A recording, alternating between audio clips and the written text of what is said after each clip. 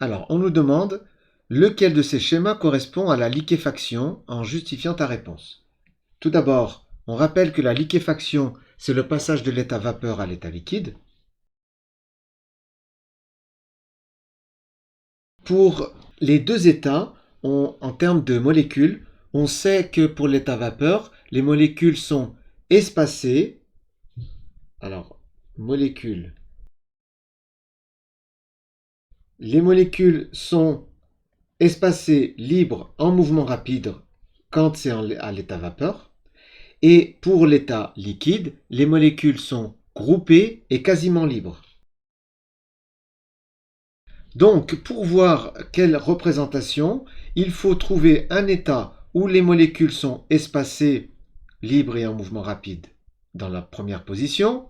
Celui-ci, ce n'est pas le cas. Celui-ci, ce n'est pas le cas.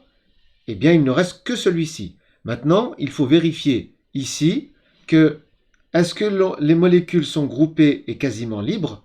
Oui, elles sont groupées, elles ne sont pas dispersées un peu partout ici, et elles peuvent bouger puisque on voit qu'elles ne sont pas rangées. Si elles étaient rangées comme ici par exemple, là on voit clairement qu'elles ne peuvent pas bouger les unes par rapport aux autres.